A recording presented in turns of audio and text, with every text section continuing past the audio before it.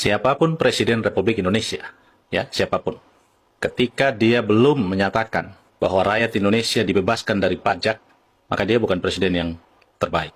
Sepanjang presiden itu masih bergantung pada pajak rakyat sebagai sumber pendapatan negara, maka dia presiden yang gagal. Itu pernyataan keras saya. Tentu pertanyaan mendasarnya adalah, mengapa begitu? Ya, karena negara hidup dari pajak rakyat. 80% sampai 82% negara pendapatannya itu dari pajak. Sisanya itu PNBP, pendapatan negara bukan pajak. Hanya 18% sekian. Anda bisa bayangkan. Dari gaji TNI, Polri, gaji aparatur sipil negara sampai semuanya. Termasuk gaji presiden, menteri, dan tunjangan segala macam itu. Semua hidup dari pajak rakyat. Dan pajak itu adalah pajak penghasilan. Anda bisa bayangkan. Ini anomali kita bernegara. Secara objektif saya harus mengatakan bahwa negara ini semula tujuannya dibentuk adalah untuk kesejahteraan, kemakmuran, dan keadilan sosial. Itu prinsip utama negara ini dibentuk. Ada 4 hal yang membuat sebuah negara itu didirikan. Yang pertama ada wilayahnya, yang kedua ada rakyatnya, dan yang ketiga ada pemerintahan yang berdaulat. Nah, adanya pemerintahan itu tugasnya adalah sejahterakan, makmurkan, dan menciptakan keadilan, mencerdaskan kehidupan bangsa. Tugas pemerintah itu. Nah, maka idealnya dalam bernegara, negara harus memaksimalkan sumber daya alam sebagai pendapatan utama untuk membiayai kesejahteraan dan kemakmuran rakyat. Bukan pajak. Ini problem kita, bukan pajak. Sebuah anomali yang nyata di depan mata kita. Ketika negara bergantung hidupnya sama rakyat, tapi negara tidak pernah memperhatikan, tidak pernah melihat kenyataan akan kehidupan rakyat yang sesungguhnya. Negara menghargai rakyat dengan apa? Dengan bansos. Anda bisa bayangkan, kemiskinan dipelihara dengan bansos. Ini realitas kita bernegara. Ini kenyataan kita bernegara, kemiskinan dipelihara. Kemiskinan dijadikan sebuah kebijakan yang kemudian dikelola dengan menggelontorkan bantuan sosial. Bukan dihapuskan, tetapi dipelihara. Dimiskinkan dan kemudian dipelihara. Dan ini menjadi objek politik setiap kekuasaan berganti. Setiap yang berkuasa selalu menjadikan kemiskinan sebagai objek yang dipolitisasi oleh kekuasaan untuk mendapatkan nama, pengakuan, dan popularitas sebagai penguasa. Maka realitas ini harus kita renungkan, harus kita pikirkan.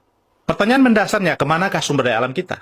Apa yang menjadi makna yang paling hakikat di dalam pasal 33 Undang-Undang Dasar itu diterapkan atau tidak?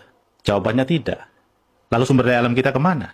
Sumber daya alam kita dikuasai oleh asing dan asing. Di luar negeri asing, di dalam negeri asing. Sebuah realitas yang tidak bisa terbantahkan. Pertanyaannya adalah, kenapa sumber daya alam kita yang melimpah, kok negara hidup dari pajak? Jawabannya sederhana. Karena sumber daya alam kita semuanya sudah digadaikan, dikontrakkan kepada pihak asing. Negara hanya mendapatkan royalti dari setiap investasi itu. Dan nilainya tidak seberapa. Anda bisa bayangkan. Sumber daya alam kita dikontrakkan, digadaikan pada pihak asing. Kemudian negara mengemis pajak dan mengemis pinjaman. Sebuah logika berpikir yang sesat yang negara lakukan selama ini. Dan membuat kita menjadi termarginal. Membuat kita rakyat menjadi tersiksa dan harus kerja mati-matian. Memperjuangkan kelangsungan hajat hidup kita. Anda bisa bayangkan.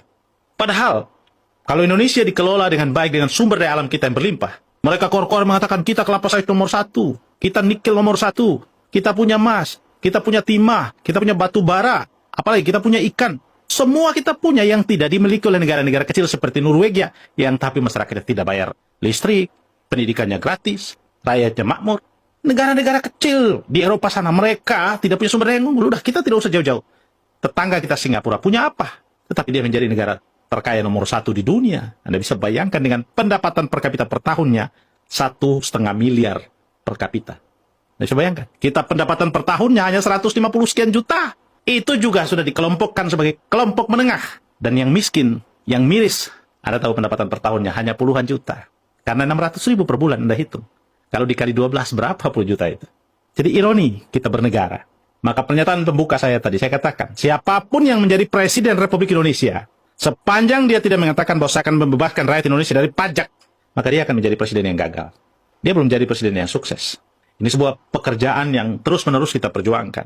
Sebagai rakyat, saya ingin menyatakan bahwa rakyat Indonesia harus menyadari bahwa beban negara ini di pundak rakyat. Tetapi mereka yang menikmati gaji, tunjangan, jabatan, perjalanan dinas, dan macam-macam. Mereka tidak bergeming dengan penderitaan rakyat. Pemilu ke pemilu kita berganti presiden, berganti menteri, berganti anggota DPR, berganti pejabat sana dan sini. Tetapi penderitaan rakyat tidak pernah berganti. Rakyat terus menikmati penderitaan dari waktu ke waktu. Dan ini sebuah kerusakan yang hakikat, yang prinsip di dalam kita bernegara. Tetapi rakyat kita ini belum sepenuhnya menyadari bahwa ini adalah sebuah tantangan dan sekaligus ancaman tentang keberlangsungan negara ini.